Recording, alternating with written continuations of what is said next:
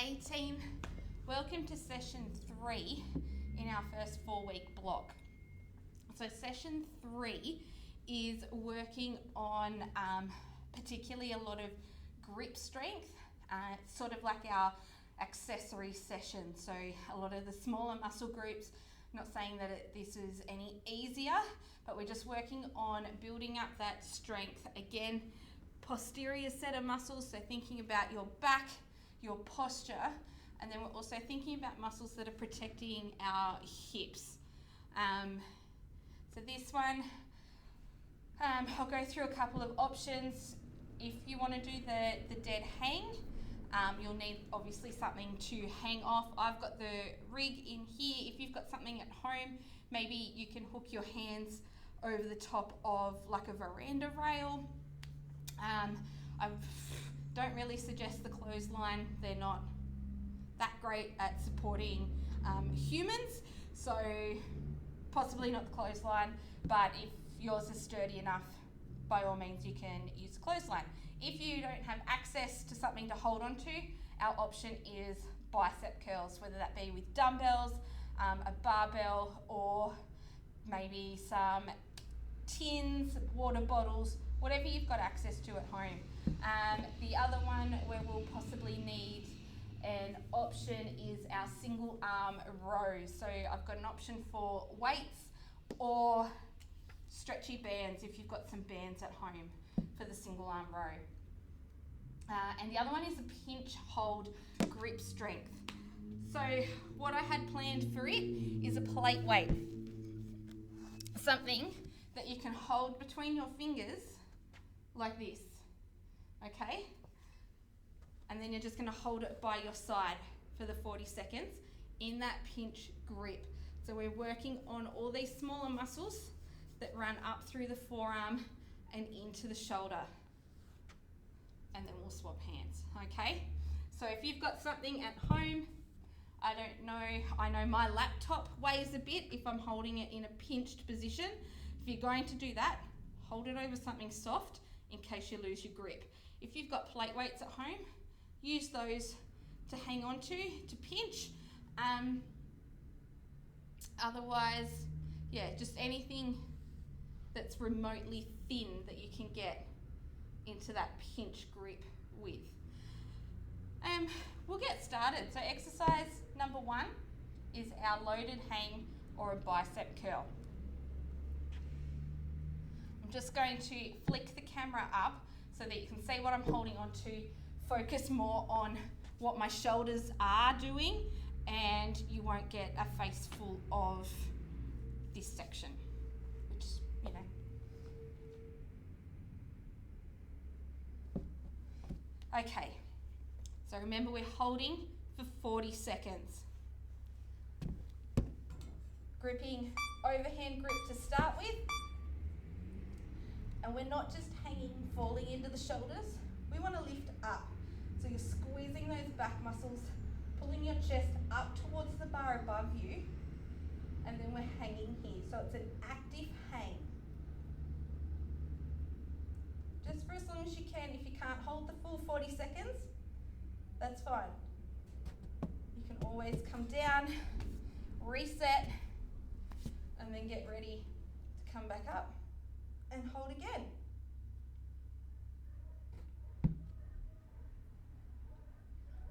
Remember, active, so we're lifting up. Rest. Okay, so option for that instead of hanging is to do a bicep curl. So I'll flick the camera down.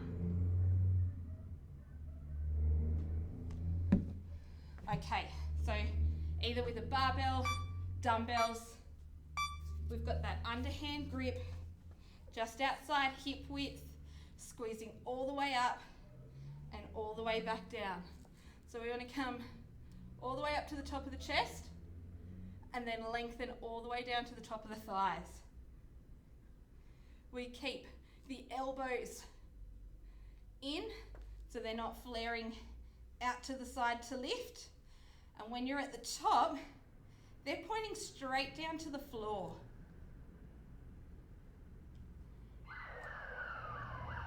Good job, guys.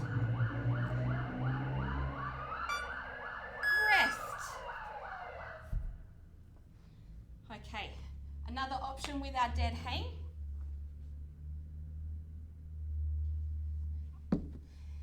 is that we can go for an underhand grip. Underhand grip will give us more use through our biceps as well as those muscles in our back. So gripping the bar or whatever you've got hold of, underhand. Remember, not falling down, lifting up.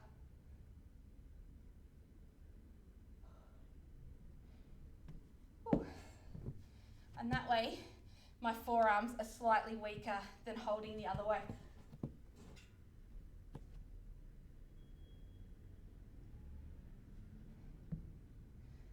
Good work, team. Lifting up into those shoulders. Whew. 4 seconds. Rest. We've got 1 round left to go. So again, you can go back to bicep curls. Remember, all the way up to the chest and then opening back down to those thighs. Or you can come with me again, and I'm going to go back into this dead hang for another 40 seconds. I'm going back to the overhand grip.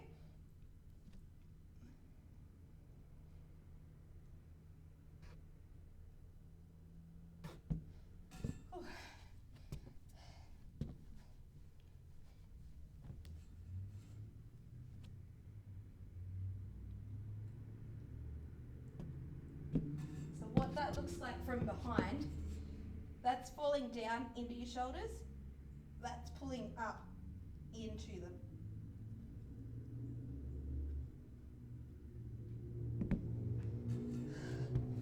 2, and rest.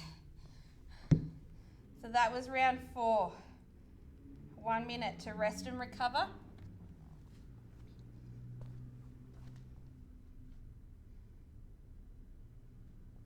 And we're moving into a lateral lunge or a Cossack squat. So a lateral lunge is where we step to the side and bring it back in. With our Cossack squat, we stay nice and wide and we're leaning. We're just going to go to one side. We don't bring the foot back in, and we're still sinking back into those hips. Good. Okay.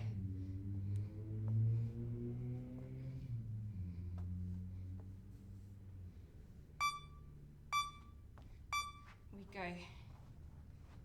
So pick which side you're starting on.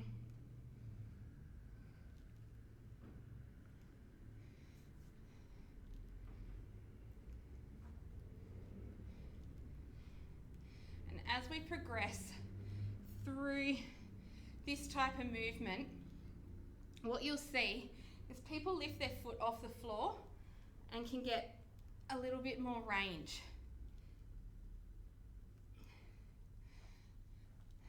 Only attempt that when you feel ready and once this movement here isn't challenging you. Okay, so we're either staying wide, or if you're in that lateral lunge, picking the other side to step to. The other option, of course, is our seated adduction squeeze.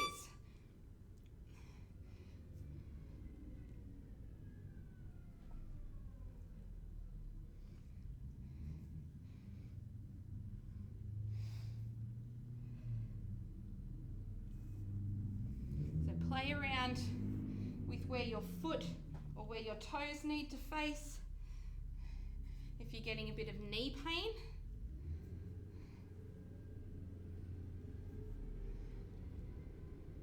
and gently work your way into your range. Good, rest. So I'll just show you that seated adduction squeeze. Is where we have sitting on a bench, popping a ball or a pillow in between your knees, and you're pressing in, so squeezing those knees together. Otherwise, back to your lateral lunge.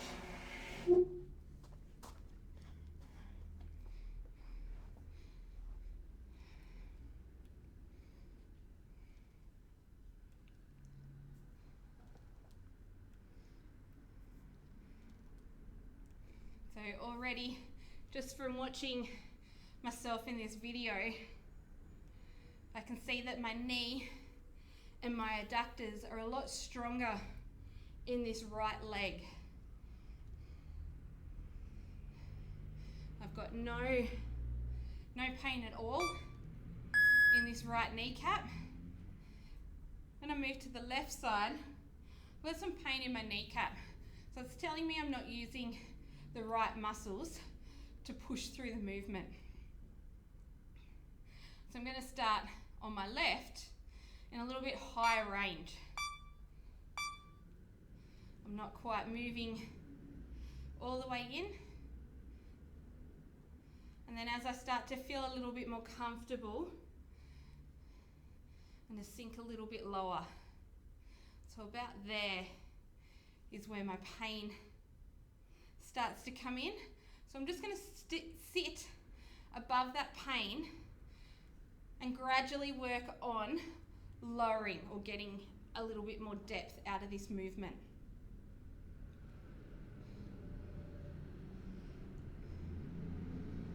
Good. Now you can also add a dumbbell to hold through that. Have a rest, guys. We're moving back to the upper body for our third exercise, and we have a single arm row. So this is from a standing position. At home, you might need to use a stretchy band, whether that's some theraband from the physio, if you've got a loop band, if you've got one of these with handles on it, you can use the handle one. Just making sure whatever you use is not going to snap and flick you in any part of your body. We stand with a little bit of tension in the band. Now I want you to make sure that you're not sticking your butt back. We haven't got excessive curve in our spine. You want to tuck your pelvis under, support yourself, and row back. Good. Squeezing back into your shoulder blade. And now you'll notice that super controlled. I'm not reefing back and twisting. We want to stay square to the object that our band is connected to, and we pull back. I've got my other hand slightly round onto my lower back to keep reminding me to tuck my pelvis under so that I'm not in an anterior pelvic tilt and I'm not using my lower back at all. Okay, option 2, if you've got some weights at home, is to use one single arm, same arm as the leg, goes back. We lean forward so you've got a nice long straight back. And see that little automatic tilt? I'm getting out of that anterior pelvic tilt, working on a nice long straight back and rowing the weight back towards my hip. So we come back towards the hip, so we're not using the neck. So watch what happens if I go front on and row up into my armpit. Watch my shoulder, comes up and towards my ear. If we go back towards the hip, I've created length between my shoulder and my ear. Rest.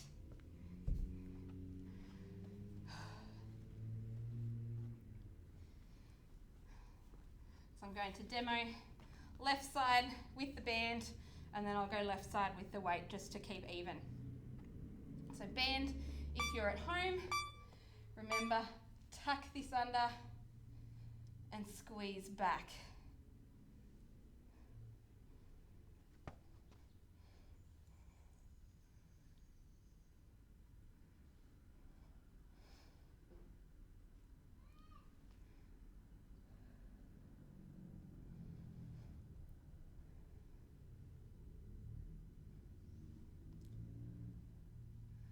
Controlling that snap back in, so we're not just letting the resistance pull the band back in. We've got good control. Rest. Last set, so I'm going to go back to my kettlebell. You can use a dumbbell, you can use one of those big water containers and fill it up with water and row with it. Every time, I want to think about pulling back towards the hip. That's it. And then by pulling back towards the hip, we have more use through those bigger muscles in the back and less action through our traps, which is where a lot of us hold a lot of tension or stress.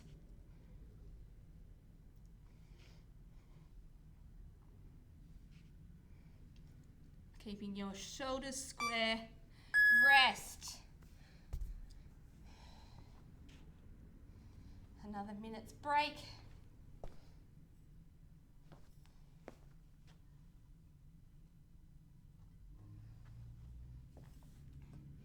Okay guys, we've got our pinch grip strength.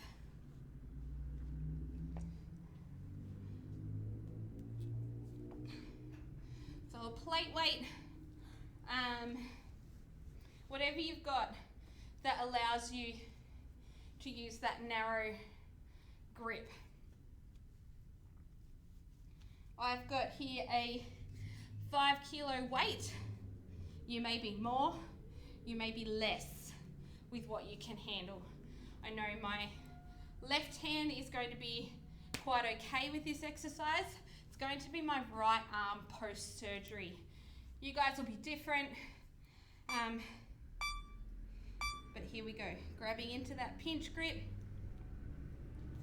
And so by working on our grip strength, we're starting to build healthier shoulders and stronger forearms. Grip strength is something that I've read is linked to like our mortality rate or our life expectancy. A lighter or non-existent grip strength tends to lead to a lower life expectancy. So whether that be, noticing that you can't open jars like you used to, that's where we really do want to start improving that grip strength so that when you get to an age that starts to become really challenging, it's not a problem. So let's swap hands. And we're going to work on the other side. So just gripping in between your fingers and your thumb, making sure all of your hand is gripping it. So you're not just gripping it between 2 fingers and these 2 are doing nothing. We want all 4 fingers on one side and the thumb on the other.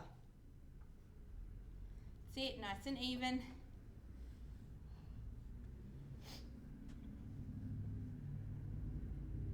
And already this arm here is really, really starting to feel the pump. Rest.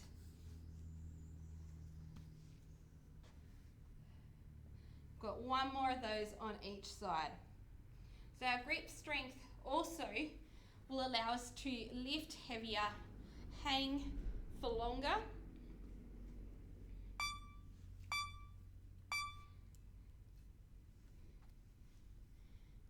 And maybe even allow you to carry more grocery bags in from the boot. You also want to think about your posture with this one. So we're not hunching forward and just holding it. Think about opening up through your chest. So we're standing tall, shoulder blades are pulled back and down. And then also that anterior pelvic tilt. Tuck the hips and the pelvis under. It's only slightly, nothing dramatic. Rest.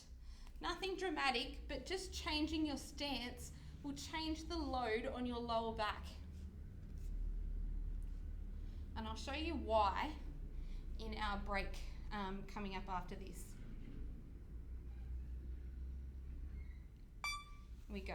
Last time on your opposite arm. Yeah, so what I was saying was that with that anterior pelvic tilt, if you are, I'll just tuck my shirt in here so you can see my lower abs. If you've got your got this anterior pelvic tilt happening, and this is really exaggerated, but if you're sticking your butt out, got this big curve in your back, you can't engage your abs.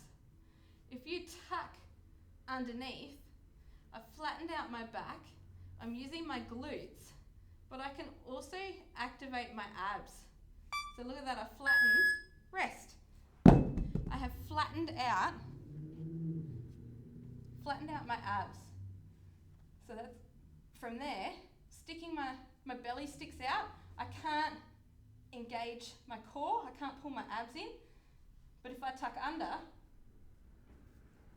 I can brace all of that. So there's just a little tip there. All right, last exercise is a dumbbell snatch. We haven't done these for a little while.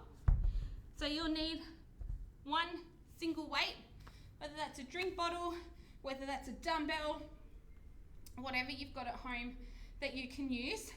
And our dumbbell snatch is where we squat down, punch up towards the roof, and then swap sides. So this is our cardio booster.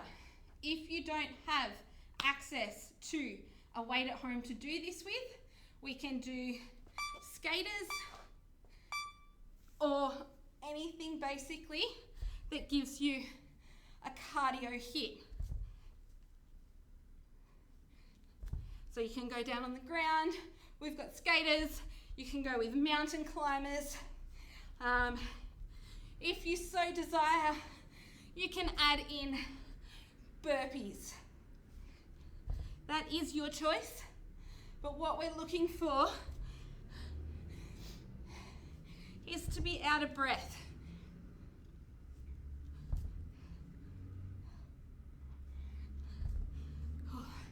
And recruiting rest, as many muscles as we can. So skaters, for those of you that don't know what a skater is you're jumping laterally or stepping laterally, so from side to side, as big as you can.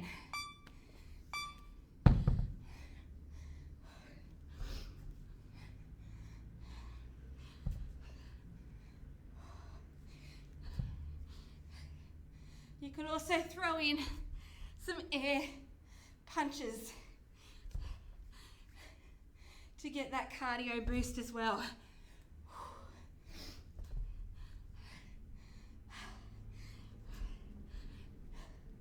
Well done, guys.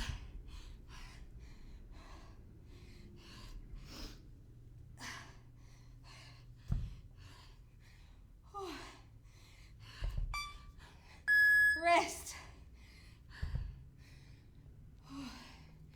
You're doing so well. We've got 2 rounds left to go. And then session 3 is finished.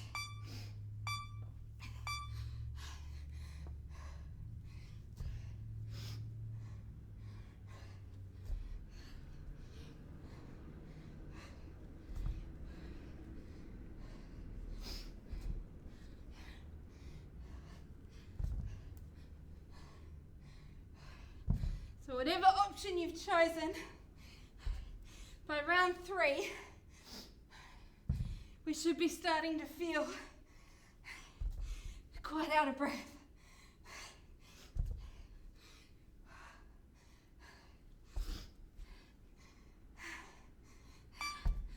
Rest.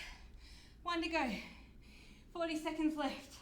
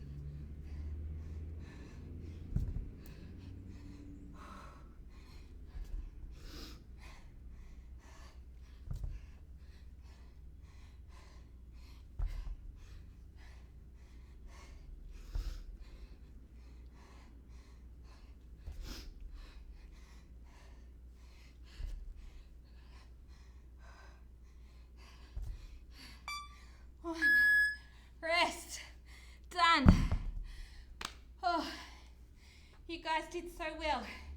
So that's session number 3.